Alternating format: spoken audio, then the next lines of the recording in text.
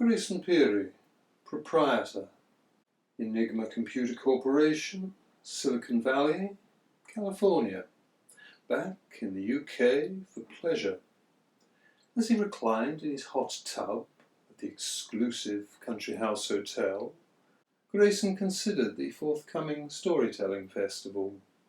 It was sited at a discreet distance through deciduous woodland. As in previous years, he would walk back and forth. This evening's programme of fiery dances, processions and introductory speeches was not to his taste. It was the stories, tomorrow and Sunday, that he so eagerly awaited.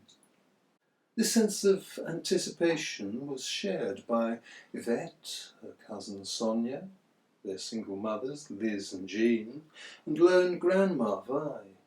They were already on the festival site, busily making camp. The huge field was striped, parallel lines of vehicles and tents.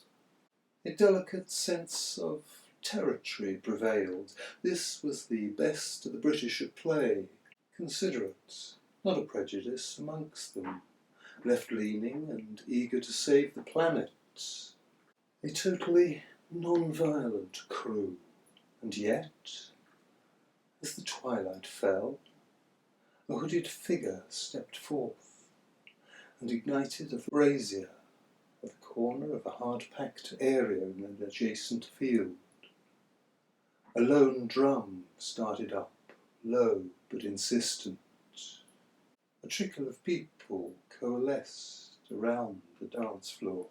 As the tempo increased, a shadowy line slipped along the hedgerow and stealthily approached the brazier.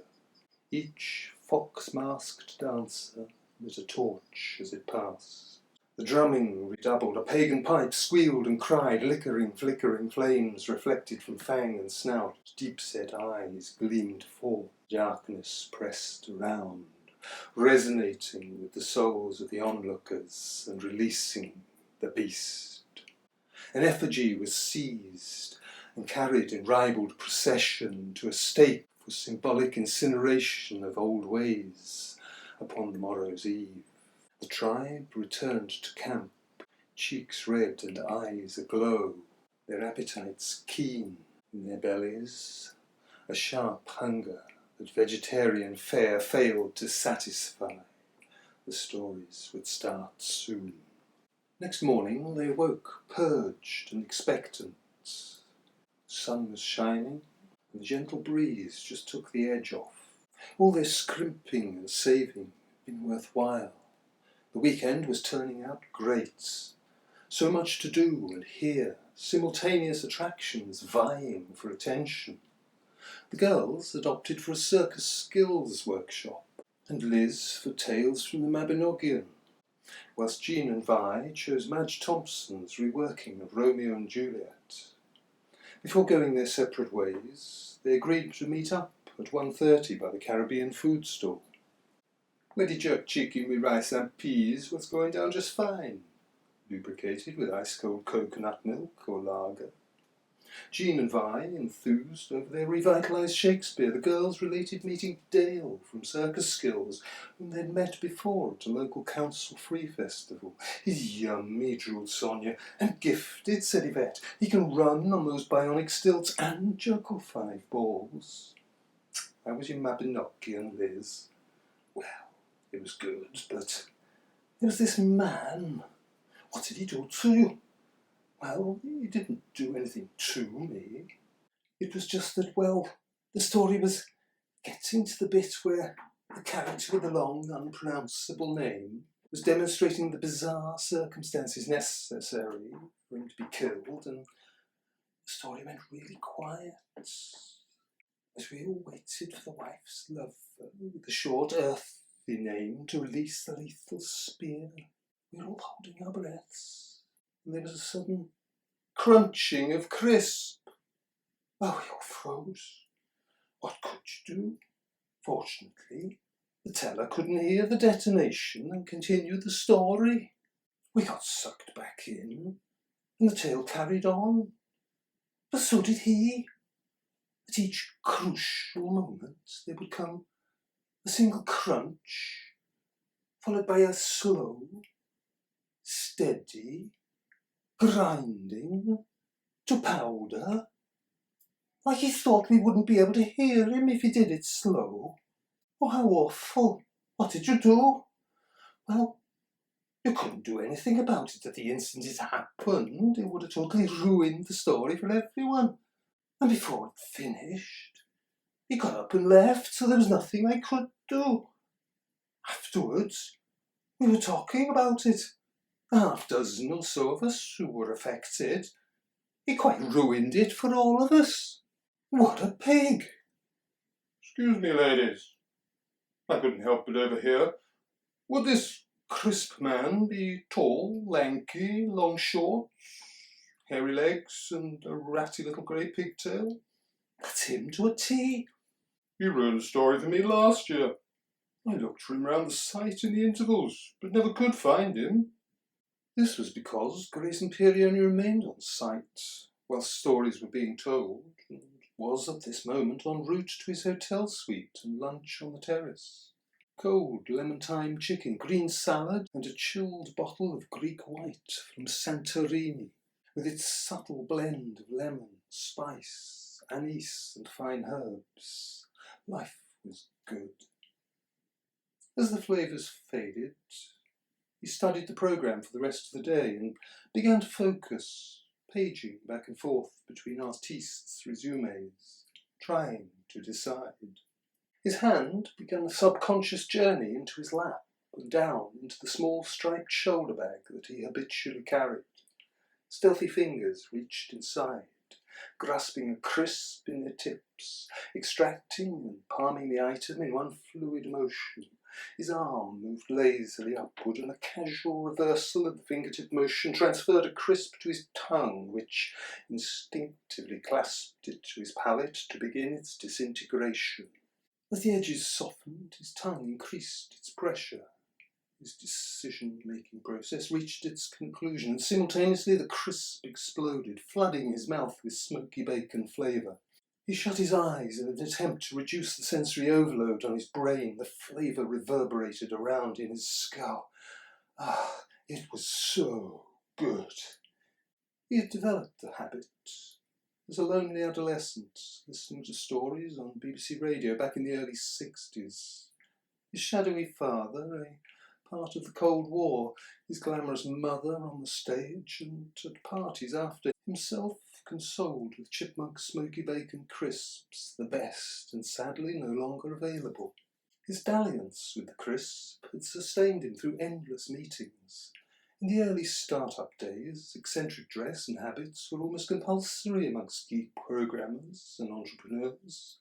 Once he owned a company, he proceeded as he wished, and his addiction became complete. His PA briefed to maintain his supply. A carton of 48 packets had been waiting in his suite at the hotel yesterday. With choices made and crisps consumed, it was only a matter of recharging his shoulder bag.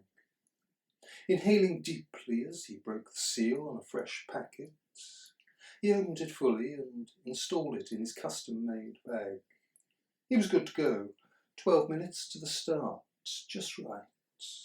First off, Joe Maloney, a bearded giant with stories of Saladin and Crusader knights. Later, just before dark, he would visit the smaller and more intimate marquee located at the furthest fringe of the field.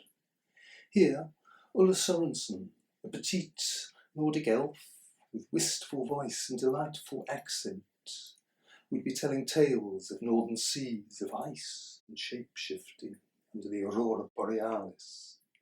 He felt a shiver down his spine just thinking about it. Vi was shivering too and asked her granddaughter to pass her fleece to her. "Hey, Gran, what are all these syringes doing in your pocket?" "Well, you remember your Grandpa Eddie was a vet? Well, he gave me one. And when I was clearing out his surgery, I found a lot more. It's animal tranquilizer. He said to me, 'Vi, if anybody ever attacks you, Let 'em close, then stick 'em with this.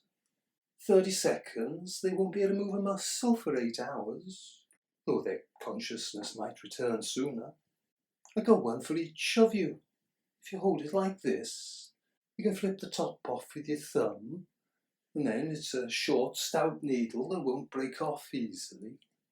You don't have to use it, but you never know when you might need to. Here. The afternoon passed agreeably, with none of the women encountering Crispman. As darkness gathered, they met up to hear Ulla Sorensen, their all-time favourite. Tonight was only a short session. Tomorrow, Ulla would be doing 2.5 hours in the big tent. The friendly stewards rearranged some seats to accommodate Vi's mobility scooter in the centre of their family group. They settled down happily, eagerly awaiting the start of the stories. The MC took the stage, focusing attention as she spoke. A lanky figure slid swiftly into a vacant seat close by. They looked at one another, aghast. Crispman! After half an hour, Vi attracted the attention of a steward and the small group were ushered out, seething. He is just too much! We can't let him ruin tomorrow as well. It's not only ruined tales. You stress about him between times. I'm so angry I couldn't begin to listen to a story right now. We must do something. Applause burst from the marquee and was closely followed by the audience and ushers. Silence fell. And out of that silence came a loud, commanding voice with an American overtone. Hi, Andrea. Make a note. Hire storyteller Ulla Sorensen for my birthday party. What? Yes, fine. Ciao. Closing his phone, Grayson Peary stood up and stepped outside. His eyes were slow to adjust to the darkness, and he stumbled, falling full length on the ground. Immediately, bodies piled on top of him. The gloved hand covered his mouth. He felt a sharp prick in his leg and saw a mobility scooter glide to a halt, inches from his face. Once he was out, his inert form was rolled onto the shopping rack and strapped in place. Figures formed up around the scooter and they were off into the dark. Several stories later, the festival goers were emotionally sated and utterly ready for the hog roast, snippets of which had been wafting around the site for some time. A hum of conversation and roast pork emanated from the crowd as they waited for the lighting of the pyre. Ulla Sorensen was handed a flaming brand, and expressing words of praise for the festival, she thrust the torch into the base of the heap. Fire leapt through the kindling, singeing hairs from the legs of the effigy and igniting its ratty grey pigtail. As the flames danced before his staring eyes, Grayson Peary's sluggish brain registered that he was about to become a smoky bacon crisp, and somehow that seemed appropriate. After all, you are what you eat. Grease glistened on jowls and teeth as the fire grew and heat forced the pack to retreat to a respectful distance. There would be no more intrusive crisp consumption at this festival. Not ever.